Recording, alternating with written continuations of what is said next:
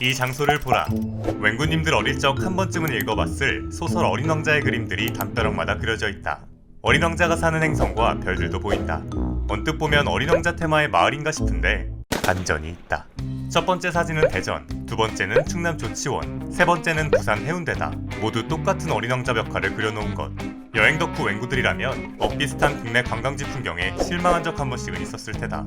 특히 최근엔 관광지 어딜 가나 벽화 하나씩은 눈에 띄는데 벽화 산책로, 벽화 테마길, 벽화 골목, 벽화 광장, 벽화 거리, 벽화 쉼터, 벽화 정원, 벽화 길, 벽화 촌. 그래 이거 다 해서 전국에 벽화 마을만 200개가 넘게 있다고.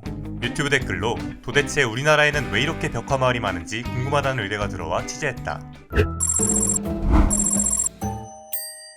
실제로 벽화 마을은 어느 순간 체인점처럼 불어나 관광 분야의 요아정처럼 됐다. 벽화 거리가 우리나라에 막 수없이 많지 않습니까? 우주순처럼 생겼어. 한 골목에 들어가면 통일성이 없어. 지게 지고 뭐 가는 거, 뭐 구르마 긁고 뭐 가는 그림, 꽃 그림 이거밖에 없는 거야. 우리나라는 어쩌다 벽화 공화국이 된 걸까? 결론부터 말하면 벽화 조성이 단기적 성과 확보가 가능한 가성비 사업이기 때문이다. 소멸 위기를 겪고 있는 지방은 관광객 유치에 혈안이 되어 있는데 저비용으로 빠르게 조성할 수 있는 벽화 마을은 그야말로 치트키 같은 존재. 싸고 빠르고 효과도 확실했을 때가 있었다. 거기에 인허가까지 자유로우니 지자체 전용 마법 카드인 셈.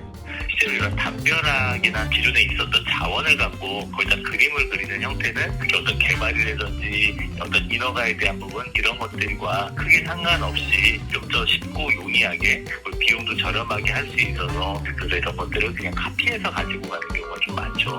2021년 서울 시내 벽화 조성에 쓰인 예산은 고작 시 전체 도시재생 사업비의 0.004%다. 이 정도면 거의 안 쓰려다 실수로 결제된 수준. 게다가 4에서 5년이라는 짧은 사업 기간 내 큰 문제 없이 스무스하게 성과 확보가 가능했다. 아이디어가 없어 허덕이는 지자체 입장에서 벽화 사업은 검증된 솔루션이자 교과서 같은 모델인 거다. 특히 SNS의 부흥과 함께 벽화 마을 열풍은 더 커졌다. 사실 말만 벤치마킹이지 모방이나 다름없었다.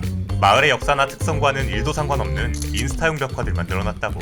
천사날개가 되게 예쁘다 해서 천사날개 되게 유명해진 케이스가 있는데 곳곳에 그게 또 다 있다면은 또 그 획일화가 될 수밖에 없겠죠. 여기저기가 다 결국에는 좀 똑같이 되지 않나. 다른 마을에 죄다 같은 그림이라니 진정 탈출할 수 없는 벽화 유니버스다. 하지만 벽화 마을의 인기는 오래가지 않았다.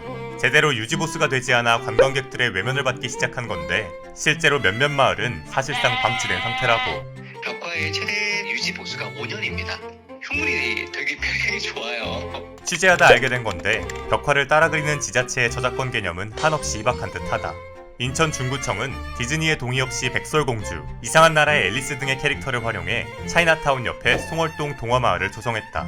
논란이 되자 중구청은 공공 목적으로 활용했고 위법이라면 벽화를 없애겠다는 명대사를 남겼다. 웬구님들을 위해 직접 이 마을을 찾았는데 실사영화 만들기 바쁜 디즈니 덕분인지 마을은 저작권 단속을 피해 잘 살아남아 있었다. 근데 여전한 의문, 인천 송월동과 백설공주가 도대체 무슨 상관? 한때 관광지 성과 제조기로 각광받은 벽화마을은 가성비만 따지다 결국 가성 비상사태를 맞았다. 이제 무작정 베껴 그렸거나 흉물이 되기 십상인 벽화마을 대신 각 지역 특성에 맞춘 재밌고 차별화된 관광지 풍경을 보고 싶다. 당신도 취재를 의뢰하고 싶다면 댓글로 의뢰하시라.